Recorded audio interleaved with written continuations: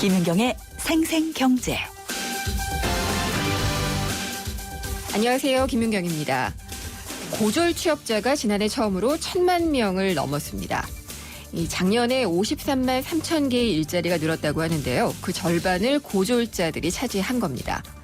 정책적으로 고졸 채용을 장려했던 것이 어느 정도 영향을 준 것으로 보입니다. 작년에 경상수지 흑자 규모 또다시 역대 최대치를 넘었습니다. 894억 2천만 달러가 흑자인데요. 거의 900억 달러에 육박하는 규모입니다. 수출이 잘 되기는 했지만은요, 수입이 더 많이 줄어서 이른바 불황형 흑자라고 합니다. 현대차 그룹이 제2롯데월드 타워동을 넘는 높이의 건물을 세울 계획이라고 합니다. 높이는 571m, 115층 건물을 최근에 인수한 삼성동 한국전력 부지에 세우겠다는 건데요. 서울시가 허가해서 짓게 되면은 국내 최고의 빌딩이 됩니다. 높이 올라가는 것보다 사실 중요한 것은 이 일대를 국제교류 복합지구로 키우는 데 도움이 될지, 그리고 또 기존 상권들과의 조화일 겁니다. 김윤경이 뽑은 오늘의 생생 키워드, 넘답니다.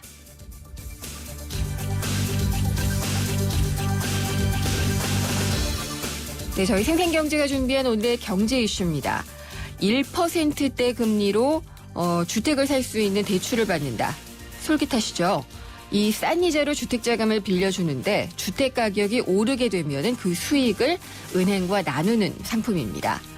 지난 2013년 12월부터 시행됐던 이 상품이 3월부터는 조건 없이 누구나 가입할 수 있는 상품으로 나온다고 합니다. 그렇지만은 벌써부터 여러 가지 부작용이 우려가 되고 있는데요. 1%대 초저금리 주택대출, 잠시 후 2부에서 자세히 알아보도록 하겠습니다. 그리고 지난달 30일 현대증권의 매각 우선협상 대상자로 일본계 금융그룹인 오릭스가 선정이 됐습니다. 이렇게 되면 현대증권이 일본계 자본으로 넘어갈 가능성이 높아졌는데요. 이미 대부업계라든지 저축은행, 일본계 자본에 넘어갔다는 얘기가 많이 나오고 있고요. 그래서 우리 증권가, 보험, 또 이 은행가에도 일본계 자본이 넘실거린다라는 것이 어느 정도 좀 우려감으로 얘기가 되고 있습니다. 3부에서 자세히 짚어보도록 하겠습니다. 김윤경의 생생경제 1부 시작합니다.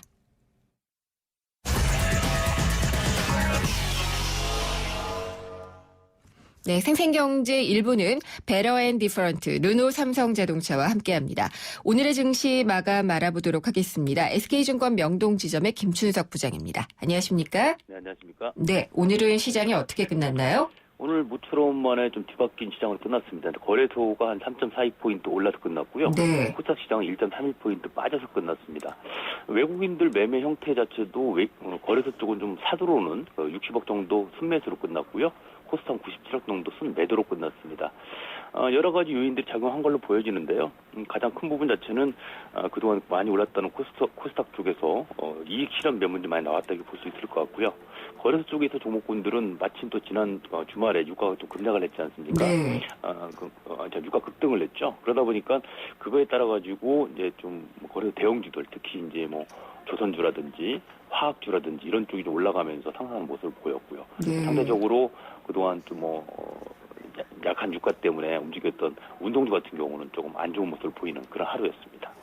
그러면은 뭐 정유 관련 업종도 좀 올랐겠네요? 네, 오늘 정유 관련 업종들도 상당히 상승세를 보이고 있는데 중요한 부분 자체는 이것이 일시적인 반등인지 여부는 따져 봐야 될 것 같고요. 왜냐하면 워낙 그동안 낙폭이 크다 보니까 그 부분에 대해서 이제 일단 어느 정도 자율반등일 가능성도 있기 때문에 그 부분은 좀 지켜봐야 될 것 같습니다. 네. 코스닥 쪽에서는 그러면은 좀 어떤 종목이나 업종들이 눈에 띄었나요? 일단 거래소 종목군에서 먼저 보게 되면 사실 네. 지금 증권주가 한 3일째 좀 움직이고 있는 모습을 보이고 있는데요. 가장 큰 거는 아시겠지만 일단 거래소 지분 가치 때문인 것 같습니다. 네. 그러니까 골든브릿지 같은 경우도 오늘 상한가를 들어갔는데 골든브릿지 증권의 거래소 지분율이 3.12%라고 하거든요. 그럼 장부 가치는 870억입니다. 그래서 이 정도 되면 지금 시가총액보다 많다 보니까 이런 경우가 되고 있는데 네. 특히 교보라든가 하나투자라든가 SK, 유진 이렇게 좀 중소형 증권주들 같은 경우 많이 움직이는 모습을 보여서 좀 이체적이다 이렇게 볼 수 있을 것 같고요. 그리고 또 하나 거기서 건설주가 또 움직이는 모습을 보이고 있는데 건설주 중에서도 삼성 엔지니어링 같은 경우는 지금 기관이 5거일 연속 지금 매수를 들어오고 있어요. 그래서 주가도 5일 연속 뛰고 있는 모습을 보여서 좀 이채로운 모습을 보이고 있습니다.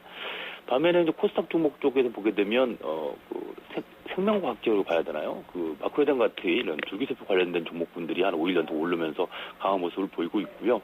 그동안 하승세를 보였던 게임주들 같은 경우는 약간 좀 신이 빠지는 그런 모습을 보이고 있습니다. 아무튼 시장 전체적으로 보게 되면 그동안 코스닥이 주도에 왔었는데요. 새해 들어와가지고 네. 약간 어떤 그런 움직임 좀 변화가 있는 것 같아요. 그래서 다시 한번 거래소 쪽에 움직일 수 있을지 여부는 좀 따져봐야 될 것 같습니다. 현대증권 같은 경우에 일본계 오릭스가 뭐 우선 협상 대상자로 선정이 됐다 이런 소식이 지난주에 나왔잖아요. 네. 그래서 조금 오름세기는 한데 일본계 자금이 이 증권 시장 자체에도 많이 들어온다 이런 얘기가 있는데 어떻게 봐야지 될까요? 글쎄요, 이제 보시게 되면 사실 이제 일본계 자금이란 자체가 예. 국내에 보게 되면 대부분 대부업체들. 저축은행도 좀 들어오고요. 그렇습니다. 원래 예. 가장 큰 단어를 러시안 캐시라고 하는데 네. 앞으로 파이낸셜인가요? 이런 이름을 가지고 있죠. 그러니까 일본의 저리 자금을 가지고 들어와가지고 그 부분은 원래는 우리나라 대부업체 쪽으로 많이 들어왔었는데 거기를 장악을 하고 나니까 그 다음부터 저축은행까지 들어가는 그런 모습을 보였었습니다. 그런데 그 부분을 좀 더 합법화시키는 쪽에서 이제 증권회사 인수까지 나오는 것 같은데요. 네. 이 부분 자체는 뭐 좋다 싫다 뭐 긍정적이다 부정적이다 따지기보다는 그만큼 엔젤을 바탕으로 한 일본 자금들이 국내로 추가적으로 들어올 수 있는 여지가 있다라는 어떤 그런 의미로 받아들여야 될 것 같습니다. 그러니까 알겠습니다. 그동안에는 용처가 좀 한정된 자금이 들어왔었다면 네. 이제 좀 전방위적으로 어떤 뭐 M&A가 가능한 금융권 쪽으로는 좀 뻗어나갈 가능성도 있다고 보여지고요. 그 부분도 증권사라든가 금융권 쪽에 있어가지고 구조조정 관련돼서는 어느 정도의 힘은 받을 수 있을 것 같다는 생각입니다. 네, 잘 들었습니다. 내일도 뭐 비슷한 흐름을 보일까요? 아무래도 예. 시장 자체가 지금 보시게 되면 뭐 어제도 뭐 중국의 PMI 지수 나왔지만 50 밑으로 내려갔습니다. 네. 그래서 이 부분 자체가 중국이 아무래도 좀 경기가 둔화된다 우려가 좀 나타나고 있는 그런 부분이거든요. 그래서 그동안 중국 관련주로 움직였던 종목군들이 좀 조정을 받는 모습을 보이고 있고요. 그리고 이번 주에는 여러 가지 국내외적인 네. 어떤 그런 이슈들이 많이 있습니다. 경제 관련되는 지표 발표 많이 있고요. 그래서 시장 흐름 자체는 네. 오늘처럼 약간 둔화될 가능성이 있다고 보여지고 있습니다. 알겠습니다. 오늘 말씀 잘 들었습니다. 감사합니다. 감사합니다. SK증권 명동지점의 김춘석 부장이었습니다.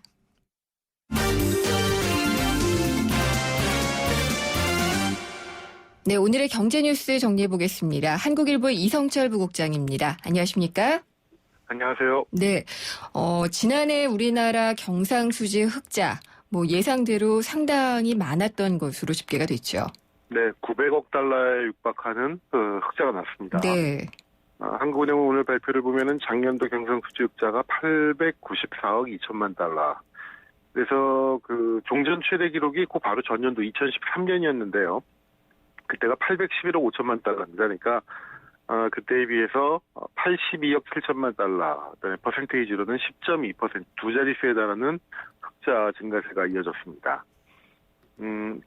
대부분 경상수지 흑자가 상품수지, 그러니까 수출입 쪽에서 났는데요. 네.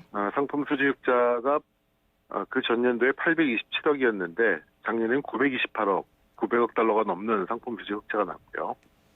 다만 이제 이걸 내용이 좀 문제인데 수출 같은 경우는 전년 대비 0.5%가 증가를 했고요. 반면에 수입은 1.3%가 감소했습니다. 그러니까 수출이 잘 됐다라기보다는 수입이 후퇴됨으로써 흑자폭이 늘어나는. 그래서 이걸 가지고 일각에서는 이른바 불황형 흑자 아니냐 이런 지금 지적도 나오고 있는데요. 다만 이걸 이제 불황형 흑자라고 딱 단정하기가 어려운 것이 작년 같은 경우는 사실 유가가 하반기 들어서 큰 폭으로 낮아지지 않았습니까? 그렇죠. 그러니까 이 수요 자체가 줄었다라기보다는 원유 가격이 많이 내려감으로써 수입액이 감소한 측면이 있고요. 또 이 원유 가격 하락이 수입에만 영향을 미치는 게 아니라 수출에도 영향을 주는데 우리나라 같은 경우에는 그 원유를 들여다가 그것을 정제해가지고 석유 완제품을 수출하는 비중이 굉장히 높습니다. 한 불과 2, 3년 전만 하더라도 우리나라 수출 1위 품목이 정유 제품이었던 적도 있거든요. 네.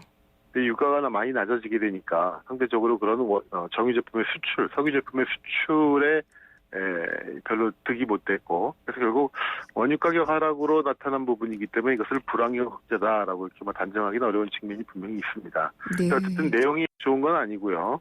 아울러서 무역 흑자가 900억 달러 가까이 남으로써 경상 흑자가 이것은 결과적으로 국내에 달러가 그만큼 많이 들어왔다는 얘기고, 이거는 뭐 환율 절상 압력 요인으로 그대로 작용할 수밖에 없다고 보여집니다.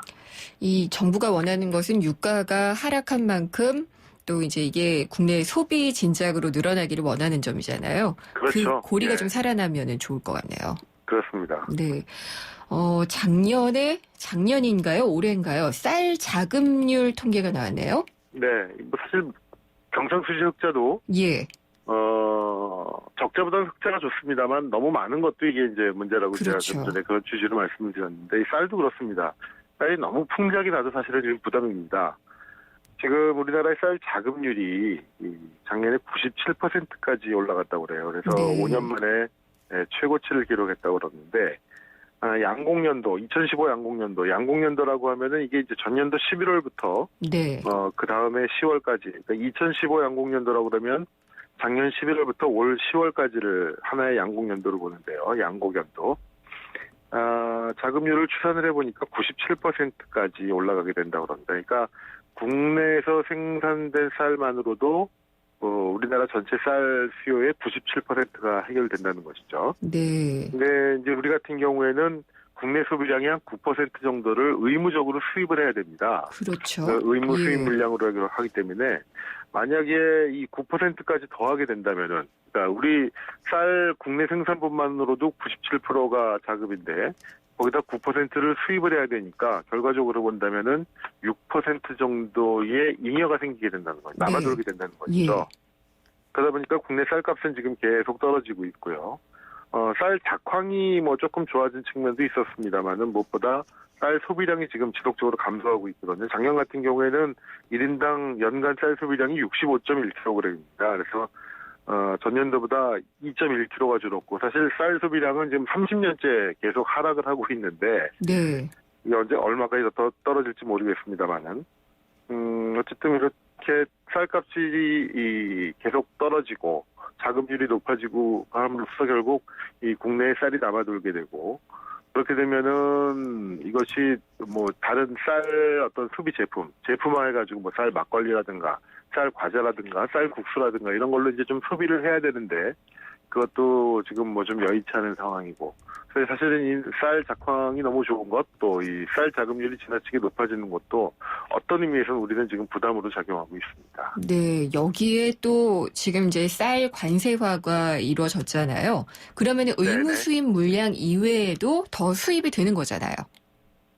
그거는 이제 할 수도 있고 안 할 수도 있는 예. 거겠죠. 그러니까 예를 들어서 국내 쌀이 많이 남아돌게 되면은 굳이 그 수입을 수입할 안 필요를 하는? 못 느끼게 되는 거고. 그러니까 쌀 관세화를 예. 도입한 게 이 관세화를 안 했을 경우에는 의무 수입 물량이 계속 늘어나게 되는데 네. 그렇게 되면 더 잉여가 생기는 것이고요. 이제 관세화를 도입하는 시점부터는 의무 수입 물량은 거기서 딱 멈춰서기 때문에 최소한 무조건 더 국내에 예. 쌀이 남아도 무조건 더 수입을 해야 되는 그런 일은 최소한 피할 수 있게 된 것이죠. 그렇군요. 어쨌든 이렇게 수입을 해서 지금까지 이제 관세화 이전에도 정부가 쌀이 남아나서 보관하고 있는 게 뭐 운동장으로 치면은 뭐 엄청난 규모다. 뭐 이런 그 통계도 봤었던 것 같아요. 그렇습니다. 예. 네. 보관 비용도 많이 들어가게 되고. 그렇죠. 그리고 이제 그 농가에다가 지불하게 되는 이 변동 직불금이라고 얘기를 해야지 되죠. 그러면 이제 쌀값이 떨어지게 되면은 예. 그 차익을 결국 이제 정부가 보존을 해주게 되는데 네. 지금 쌀이 과잉이 돼서 쌀값이 떨어지니까 산지 쌀값이 떨어지니까 생산비하고의 차익 정도를 정부가 계속 보존을 해야 된다. 그러니까 그거 자체로도 또 예. 정부로서는 재정 지출 요인이 생기게 되는 것이죠. 여러 가지로 지금 쌀 때문에 고민이 많이 생기게 네, 되네요. 그렇습니다. 문제를 해결하려고 그러면은 역시 쌀 수요를 증가시키는 것밖에 없을까요?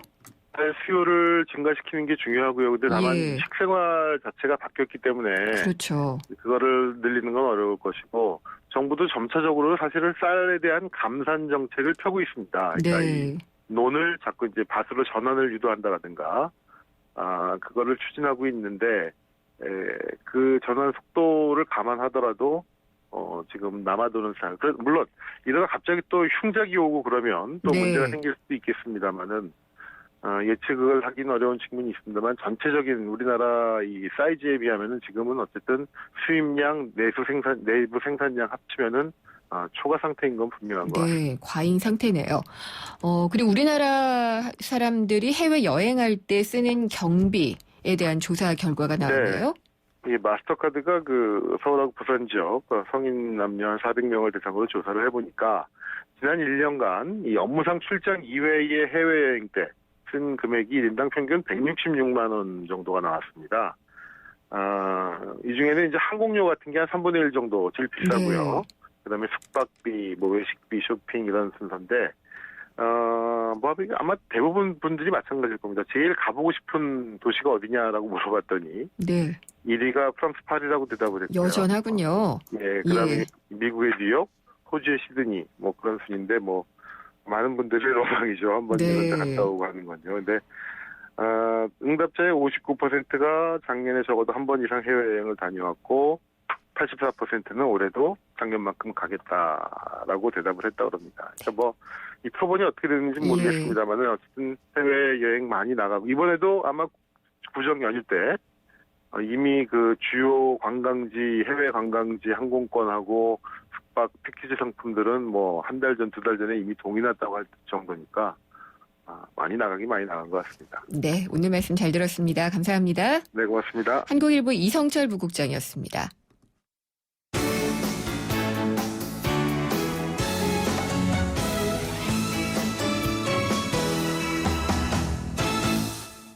네, 생생경제 일부 함께 하셨습니다.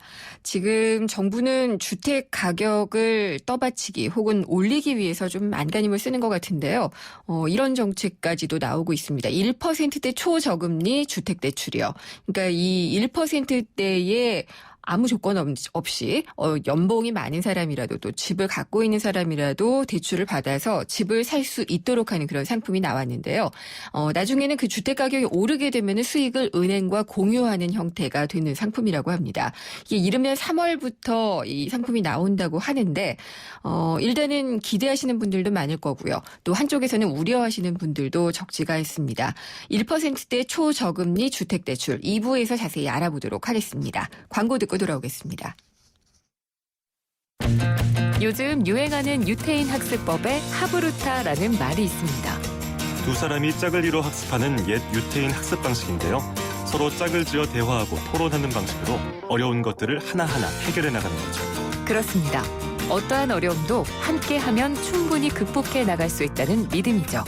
올해는 우리 이웃들의 무거운 짐들 우리가 조금씩 함께 나눠들면 어떨까요? 대한민국 모든 이들의 얼굴에서 미소가 지워지지 않도록 2015 YTN 라디오 연중기획 함께 들어요 대한민국. 올 한 해 동안 청취자 여러분과 함께 들고 함께 귀 기울이겠습니다. 한 발 빠른 경제 뉴스, 한 뼘 깊은 경제 이슈, 한 번 물면 놓치지 않는 끝까지 가는 인터뷰. 지표 MC 김윤경의 생생경제. 게릴라 경제 현장, 저는 지금 택배 업체에 나와 있습니다. 쉬는 시간인가 보죠. 아니요, 차가 들어왔어. 차가 두 대 더 있어요. 두 개. 평상시 물량이 한 40개 찼다 그러면 지금은 한 크게는 많게는 100개, 적게는 한 80개 정도가 되는 것 같습니다. 1인당 배달 물량이. 전년에 비해서 한 3.5% 증가한 상태거든요. 다음 주 물량 같은 경우는 이제 지금 13,000통에서 한 17,000통까지 올 수 있을 거라고 하고 있거든요. 근데 그렇게 되면 저희 집배원들 한 110통 정도는 치지 않을까. 근데 거기서 이제 물량이 이제 선물이다 보고 이렇게 하다 보니까 중량이 크고 오토바이 몇 개 싣지 못하잖아요. 어페르나 육류, 식품류, 그리고 또 그런 다음에 이제 명절이다 보니까 선물이 또 많을 것 같아서요. 선물은 또 시한성이잖아요. 이제 연휴 기간 내에 받아봐야 되는 그런 게 있고, 그래서 아마 그런 게 많지 않을까라는 생각이 많이 들고 있습니다. 이제 명절 때니까 당연히 많죠. 엄청나게 많죠. 다 선물 세트예요. 엄청나게 바빠요. 명절 때는 너무 힘들어요. 명절 때는 들어오는 시간이 5시 잡으면 5시 7시간? 네, 그 정도 될 것 같아요. 요즘에 택배가 많아서 아침에 저희가 편지를 치러 가거든요. 일찍 나와서 이걸 보고 일반 통상이라고 하는데, 이거하고 택배하고 같이 치려면 엄청나게 늦겠죠. 그래서 아침에 일찍 나와서 편지부터 쳐요. 그 다음에 이제 들어와서 이제 택배만 치는 거죠. 당연히 해야죠. 이게 내 직업인데. 지금까지 게릴라 경제 현장 동예원 리포터였습니다.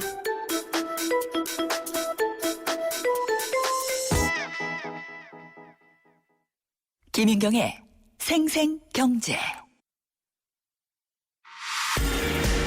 오늘 당신이 꼭 알아야 할 가장 중요한 경제 뉴스는 연 1% 초저금리의 주택대출 어떤 효과 낼까입니다.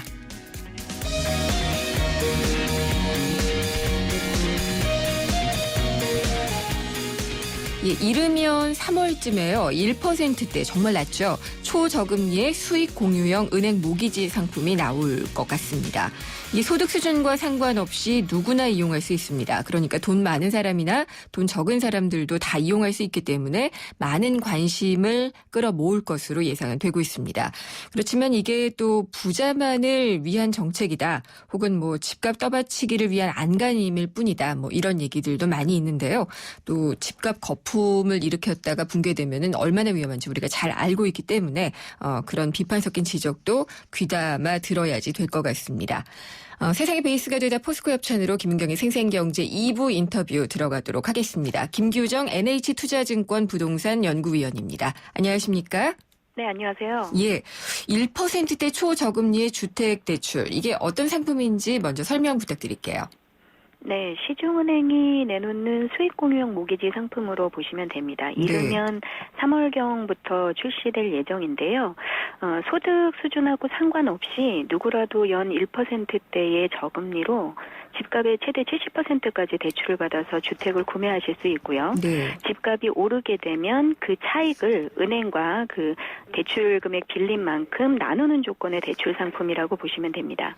주택담보대출 기준금리로 쓰이는 코픽스 금리하고 연동돼 있는데요. 네. 코픽스 금리보다도 1%포인트 더 낮은 금리로 대출 금리가 결정이 되는데 1월 말 기준으로 하면 1.1% 대출 금리로 은행에서 대출을 받으실 수가 있습니다. 네, 근데 어떻게 이렇게 은행이 자금을 조달하는 금리를 이제 조달금리라고 하잖아요. 네. 그것보다도 더 낮은 금리로 대출이 가능하죠? 일단은 그 이자분에 대해서 예. 나중에 이제 모자란 부분을 손해보는 부분을 집값이 올랐을 때 수익을 배분하는 걸로 보전을 할 계획을 가지고 있고요. 네. 대한주택보증에서 그 이자 수익에서 모자라는 부분을 손실이 났을 경우에는 일부 메꿔주는 형태로 상품이 지금 계획되어 있습니다. 그러다 보니까 이 공적기관에서의 보증을 통해서 중산층의 대출 상품 마련이 합법한 것인가에 대한 이견도 현재는 나오고 있는 상황입니다. 그러면은 수익이 나면은 공유를 하고 손실이 나면은 정부기관에서 보전을 해주는 거네요? 집값의 손실분을 모두 보증해 준다는 내용은 아니고요. 네. 이자, 그러니까 기준금리, 그 조달금리보다도 낮은 금리로 대출 상품이 나오기 때문에 그 손실분이 발생했을 때만큼 이자분에 대해서만 보전을 해주는 상품입니다. 그러면 이제 궁금한 게요. 집값이 올랐을 때 공유를 한다라고 얘기를 하잖아요. 그 구조가 어떻게 되나요? 일단은 7년 차까지는 지금 말씀드린 초저금리로 대출 금리가 결정돼서 진행되게 되고요. 7년 차 이후부터는 은행이 보통 대출해주는 일반 주택담보대출 금리로 전환이 되게 됩니다. 그래서 그 과정에서 집값이 올랐을 경우에는 오른 차익에 대해서 은행이 대출을 실행해준 그 지분율만큼 배분을 해서 가져가게 되고요. 만약에 집값이 오르지 않았다면 사실은 나눠 가질 수익금이 없는 상태죠. 그래서 결과적으로는 집값이 만약에 떨어졌을 때는 집값의 손실분을 그 대출을 이용하신 일반 실수요자분들이 모두 책임을 지게 되는 구조라고 보시면 되겠습니다. 근데 이런 상품의 경우에는 당연히 이걸 여쭤볼 수밖에 없는 게 7년까지는 괜찮은데 8년이 되면은 일반 주택담보대출로 바뀌는 것이고 그다음에 이 집값 손실분을 대출자가 안고 가야 되는 거잖아요. 이게 지금 집값이 오른다라고 장담할 수도 없고 또 그렇다고 떨어진다라고 볼 수도 없는 상황에서 이걸 받는 게 맞을까요? 그렇다 보니까 사실은 저희가 볼 때도 이번 시범사업 대출이 수익이 날 만한 특정 지역에 좀 몰려서 발생하지 않을까라는 우려를 좀 가지고 있습니다.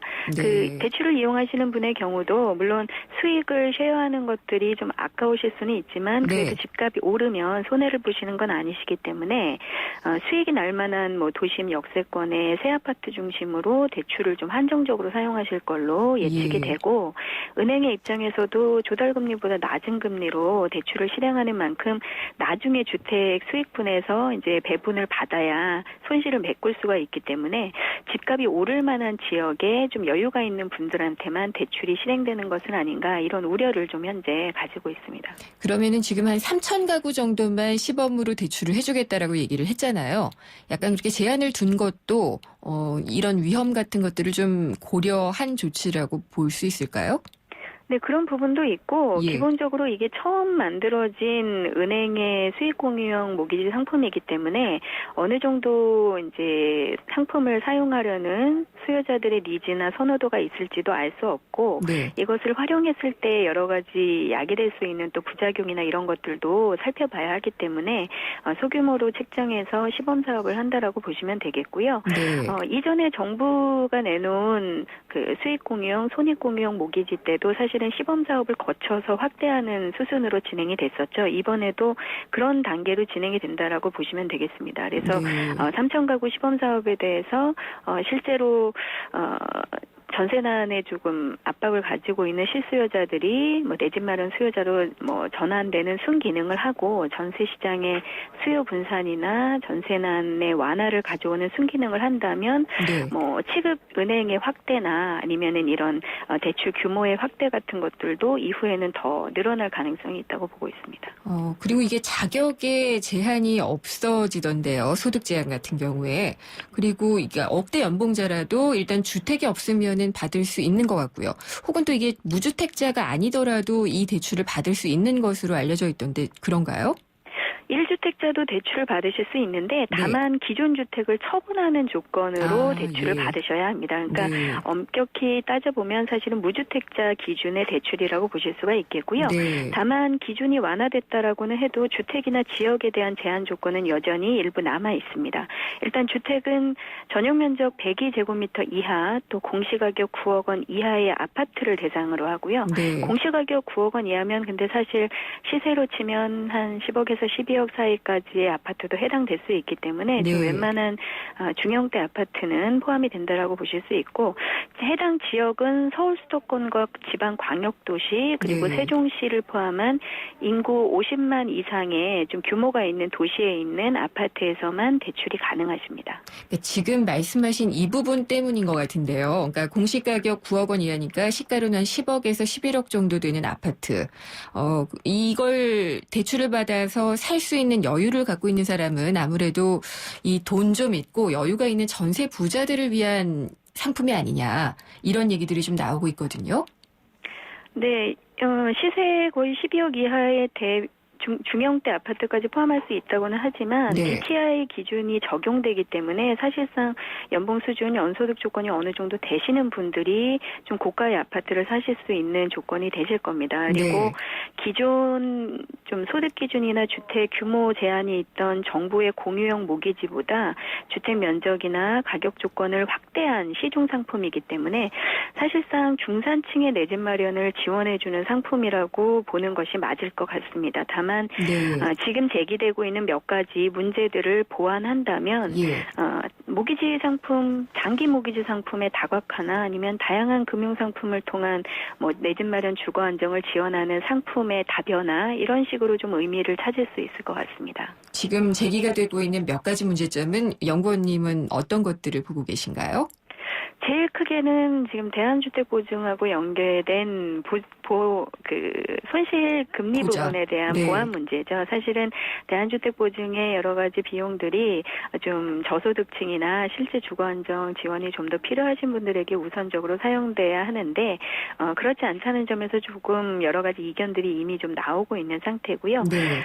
실제로는 그런 손실분을 이런 공적기관에서 보증해주기보다는 은행에서 약간 상품의 다각화나 신규 대출 수요의 발생에 투자하는 측면에서 상품을 마련하는 게 실제로는 적합하지 않나라고 생각이 됩니다. 은행이 해결할 수 있을까요? 사실은 그게 쉽지 않기 때문에 예. 그동안은 이렇게 낮은 상품이 나오지 못했던 네. 것인데요. 이번 시범 사업을 통해서 실제로 이제 대출 이용 수요의 증대나 고객 증대 쪽에서의 효과나 이런 것들을 좀 잘 분석을 해서 이후에 현재는 이제 우리은행에서 시범 사업을 네. 하는데요. 예, 다른 은행으로 확대가 될 때는 좀 더 이런 지적받은 문제들이 보완되는 해결책이 좀 나와줘야 될 것으로 보고 있습니다. 네, 그러니까 정리를 해보면은 어느 정도는 좀 중산층 이상이 되는 사람들이 이용할 수 있는 상품인 것 같고요. 현실적으로는. 그리고 은행은 일단 손실을 대한주택보증으로부터 보전을 받게 되는데 그거를 사실은 은행이 스스로 좀 해결할 수 있는 구조를 만드는 것이 더 먼저였어야지 된다는 지적을 하신 거네요. 이번 시범 네. 사업을 통해서 좀 예. 같이 고민해 볼 부분이 되겠습니다. 제일 먼저. 네. 예. 그리고 이게 대출이 7년까지 적용이 되다가 8년째 되는 해부터는 일반 시중 주택담보대출하고 똑같이 가는 거잖아요, 거의. 네네. 예, 그렇게 되면은 그때 중도 상환 수수료도 없다고 들었는데 그렇게 되면 주택 팔아버리거나 뭐 여러 가지 문제점이 속출하지 않을까 좀 걱정이 되거든요. 예, 일단은 7년 차에 이후에 네. 일반 주택담보대출 금리로 전환될 때 집값이 만약에 올랐다면 무조건 수익을 한 차례 정산을 하셔야 됩니다. 그래서 네. 그 과정에서 대출금 비율만큼 집가상승분을 나눠서 은행에 돌려줘야 하는데 네. 만약에 돌려줄 여유자금이나 현금이 없다면 수익 배분을 위해서 주택을 처분하거나 아니면 그 돌려줘야 하는 부분만큼 대출을 더 받아야 하는 상황들이 발생하실 수 있기 때문에 사실은 집값이 올라도 이제 단기 대출 상품으로 끝나게 되는 문제점이 발생할 우려가 다소 있고요. 네. 또 금리 혜택이 없어지게 되면서 일반 금리 상품으로 전환이 되면서 좀 더 이상 이용하지 않고 처분하려는 소비자들도 늘어나지 않을까라는 예상들이 좀 나오고 있습니다. 그래서 좀 더 장기 모기지, 실제 20년, 30년 장기 모기지로 갈 수 있도록 유도하는 좀 방안이 추가적으로 보완돼야 하는 상황입니다. 그러면은 연구위원님은 이 1%대 초저금리 주택대출 이게 그 부동산 시장의 매매를 활성화하고 혹은 뭐 전세난을 완화하는 데는 어느 정도 효과가 있을 것으로 보세요? 시범 사업 이후에 다른 은행이나 뭐 상품이 좀 규모도 커지고 확대된다면 매매 시장이나 전세난 해소에 뭐 영향을 줄 수 있을 것으로 봅니다만 현재 시범 사업만으로 본다면 네. 전세 수요 분산 또 매매 시장 활성화 쪽에 영향이 그렇게 클 것으로 보진 않습니다. 시범 사업이 만약에 성공적으로 진행돼서 문제점을 보완하면서 다양한 상품으로 좀 더 규모가 커진다면 그때는 전세난 해소나 중산층을 포함한 내 집 마련 지원 상품으로 좀 자리를 잡을 수 있을 것으로 봅니다. 네, 그러니까 약간 좀 제한적인 영향을 긍정적이든 부정적이든 좀 발휘할 것으로 보시는 건가요? 단기간은 뭐 부정적인 네. 효과는 아니지만 예. 큰 영향은 미치지 못할 것으로 보입니다. 일정 부분 네. 뭐 내 집 마련 전환하면서 전세 수요 분산 효과가 있겠지만 시범 사업이 3천 가구 규모이기 때문에 네. 여기서 더 뭐 규모나 상품이 확대되지 않는다면 효과는 좀 제한적일 것으로 봅니다. 전세난 해소에는 어떤 게 지금 가장 시급할까요? 사실은 지금 전세 상품 자체가 금리와 연결돼서 더 늘어나기 어려운 구조이기 때문에 네. 정부의 입장에서도 전세 수요를 좀 여러 가지 지원을 통해서 매매 주택 구매로 돌리거나 아니면 좀 안정적으로 월세로 흘러들어갈 수 있도록 하는 두 가지 방향에서 지금 정책을 쓰고 있는데요. 네. 실제로 저희가 볼 때도 지금 같은 저금리 상황에서 전세 물건을 공급하는 건 좀 쉽지 않은 문제이기 때문에 일단은 지금 같은 방향에서 진행하는 것은 좀 어쩔 수 없는 트렌드라고 보고는 있고요. 다만 네. 그 과정에서 지금 나오는 상품들이 여러 가지 좀 충돌되는 부분이나 상품의 좀 특정 수요를 좀 지원하는 이런 것들이 보완되기만 한다면 어느 정도 시장에 순응하면서 전세 수요를 적절히 매매나 월세로 돌릴 수 있는 방안이 될 것으로 봅니다. 예, 알겠습니다. 오늘 말씀 잘 들었습니다. 감사합니다. 감사합니다. NH투자증권의 부동산 연구위원인 김규정 위원과 함께 얘기 나눠봤습니다. 생생경제를 다양하게 만나는 방법. YTN 라디오 앱 예스와 웹사이트 김윤경의 생생경제 또는 트위터 YTN_이코노미로 실시간 듣기와 다시 듣기를 하실 수 있고 방송 내용에 대한 문의와 의견을 주실 수 있습니다.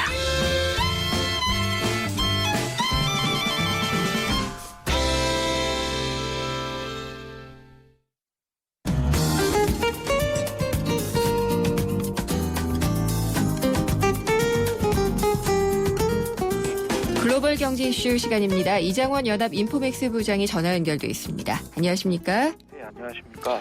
환율 전쟁은 어제 끝나지 않고 더 확전이네요. 예, 지금 뭐 유럽에서 먼저 이제 환율 전쟁을 시작을 했고, 그게 이제 아시아 쪽으로도 좀 영향을 주고 있어요. 네. 그래서 지난주에 이제 싱가포르가 환율 밴드를 이제 좀 조정을 하면서 사실상 이 환율 절하를 좀 용인을 했고요. 네.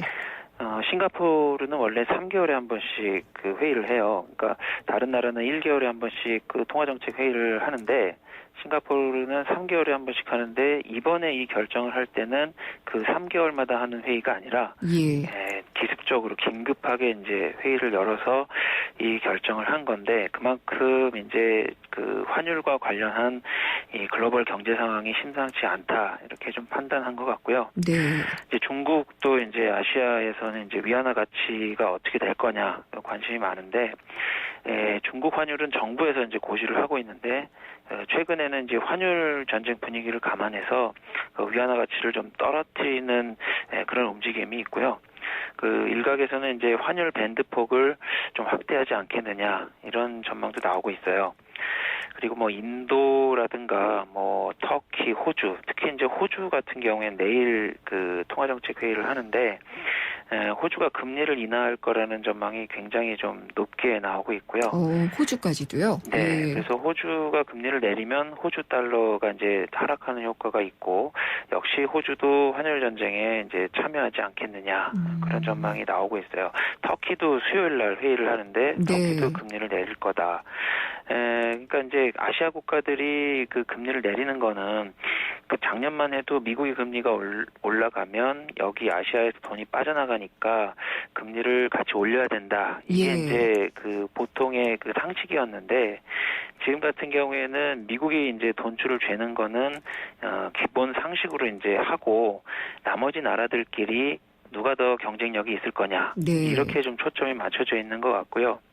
그래서 유럽에서도 ECB가, 유럽이 이제 돈을 푼다고 하니까 그 주변에 있는 스위스라든가 덴마크가 재빨리 이제 환율 정책을 좀 조정을 한 거고, 이제 아시아에서도 이제 중국, 뭐 호주, 이런 나라들이 이제 선제적으로 대응을 하면 결국에는 대만이나 우리나라, 또 일본도 마찬가지고 추가적인 그 대응에 나서지 않겠느냐, 이런 좀 전망이 형성되고 있습니다. 누가 더 낮추나 대회를 한 것 같네요. 예, 그런 측면이 좀 강한 것 같습니다. 근데 우리나라야 뭐 계속 얘기해온 대로 약간의 여유가 있으니까 기준금리 인하 카드를 쓰기는 쓸 수는 있다고 하더라도, 일본은 돈 더 찍어서 푸나요, 그러면요? 일본은 그런 그 가능성을 좀 염두에 두고 있는 건 사실이고요. 이 시기를 언제 할 거냐. 그래서 지금 일본이 돈을 많이 풀었는데 사실 그 효과를 많이 보지는 못하고 있는 상황이고, 경제 성장률이 낮아진다거나 특히 이제 물가 하락이 가장 큰 리스크인데, 마이너스 물가가 계속된다면 뭐 예를 들어 하반기쯤에는 한 번 더 돈을 풀어서 밑빠진 복에 물 붓기지만 그래도 할 수 있는 대책이, 이게 이제 가장 그 쉽고 그 손에 닿는 정책이기 때문에 일본도 그럴 가능성이 좀 높아 보입니다. 전 세계 경제가 다 좋지 않다는 증거로 봐야겠네요. 예, 그렇습니다. 오늘부터 이제 미국 보니까요, 슈퍼볼, 미식 축구 이 결승전 때문에 굉장히 뜨겁더라고요. 이제 슈퍼볼은 미국 경제에 미치는 영향도 크기 때문에 상당히 미국 경제에 있어서도 관심을 가질 수밖에 없는데, 이 슈퍼볼 경제는 어떤 식으로 분석을 할 수가 있나요? 일단 이제 미국 경제를 얘기할 때 제일 큰 그 비중을 차지하는 게 이제 소비라고 하고 있고요. 이 슈퍼볼 기간에 과연 미국 소비자들이 얼마만큼 돈을 쓸 거냐, 그러면 미국 경제에도 좋은 영향을 미칠 거다, 뭐 이런 예상이 있는 건데, 이번 슈퍼볼 기간에는 한 15조 원 정도 우리 돈으로 소비자들이 좀 쓸 것으로 좀 예상을 하고 있고 추정을 하고 있고 네. 이게 이제 8년 만에 최대 규모로 이제 그 소비자들이 돈을 쓰는 거고 1인당 평균으로 하면은 약 97,000원, 한 10만 원 정도 소비를 하는 건데 소비자들이 가장 많이 이제 구입하는 구매 목록이 TV라고 합니다. 그래서 이 광고가 아니라 이 경기를 잘 보려고. 그러니까 그 1년에 한 번 있는 빅 그 매치이기 때문에 좀 더 좋은 화질로 그 TV를 보기 위해서 TV를 많이 산다고 하고요. 그리고 TV를 보면서 먹어야 되는 것들, 피자나 닭날개 이런 것들도 좀 많이 팔린다고 하고 이 소비 규모가 2007년보다 한 60% 이상 늘어날 것으로 좀 예상이 되고 있고요. TV 같은 경우에는 이미 한 1,000만 대 가까이 좀 팔렸다고 하고 슈퍼볼 시청자도 1억 1,000만 명 가량으로 이제 한 19% 정도 이제 늘어날 것으로 추정이 되고 있는데 이번에 이제 재밌는 에피소드들이 몇 개 있는데 그 이번 결승에 진출한 시애틀 시호크스가 이제 아주 오랜만에 이제 결승에 진출했는데 그 시애틀에 본사를 둔 스타벅스가 시호크스 프라푸치노를 출시했다고 해요. 그렇군요. 그래서 이게 또 상당히 인기를 끌었다고 하고 그 시호크스의 그 유니폼 색상이 그 파란색이랑 초록색인데 이 프라푸치노 색상도 좀 비슷한 계열로 맞췄다고 좀 하고요. 그러니까 뭐 우리나라를 치면은 그 향토 기업이 자기네 이 연고지 팀이 올라가니까 그거에 대한 특별 제품을 이제 만들었다 이렇게 보면 될 수 있고 아까 이제 좀 전에 광고 얘기를 하셨는데 이번에 슈퍼볼 하프타임 광고에는 터미네이터 제네시스 예고편이 등장을 했다고 하고 이 초당 광고비가 한 4억이 넘는 걸로 추정이 된다고 하는데 이게 이 슈퍼볼이 그러니까 마케팅 측면에서도 그렇고 또 광고 측면에서도 그 대박인 그 이벤트다. 이렇게 이제 볼 수 있는데 반대편에서 이제 좀 울상인 업종들도 있습니다. 어떤 업종이요? 대표적인 게 이제 극장인데 다들 이제 슈퍼볼 보느라고 영화를 좀 안 보게 되니까 극장 관객은 한 30% 정도 줄어들 것으로 이제 보고 있는데 그래도 전체적인 그 파일을 보면 소매 판매 업계 전체적으로 보면 이익이 될 것이다. 그러니까 극장을 안 가는 사람보다는 슈퍼볼을 봄으로써 미국 경제에 좀 긍정적인 역할을 하는 게 더 크다 이렇게 분석을 하고 있습니다.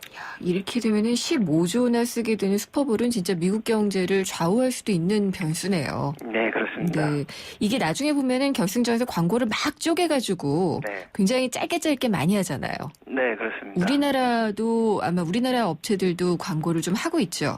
뭐 유명한 게 이제 현대차가 항상 광고를 하고 있고 삼성도 이제 LG도 광고를 과거에는 했었는데 이번에는 어떻게 되는지 기아차가 들어갔다는 것 같고요. 네, 알겠습니다. 괜히 저까지도 흥분이 되는데 그리고 그리스 같은 경우에는 지금 이제 선거가 끝났잖아요.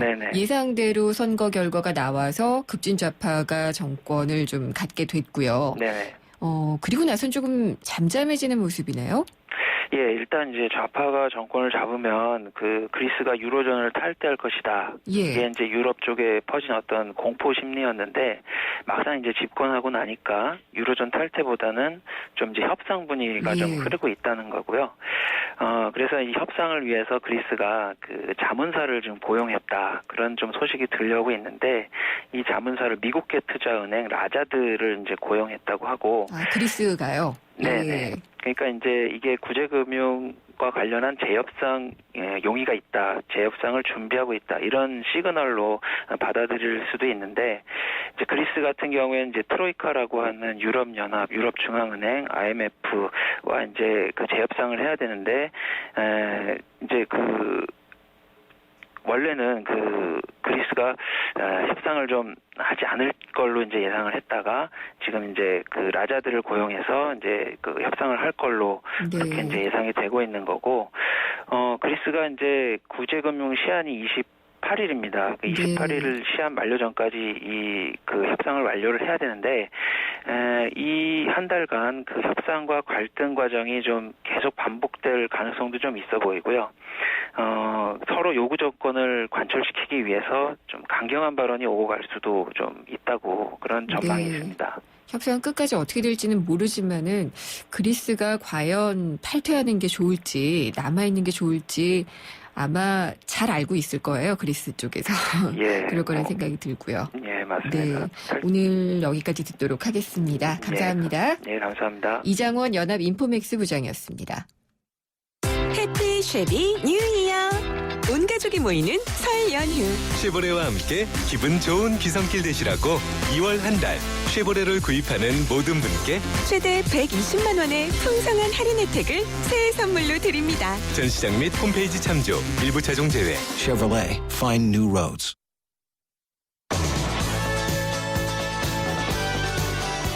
네, 우리 시장 그리고 금융계에 일본 자금이 들어오고 있다는 얘기가 많이 있습니다.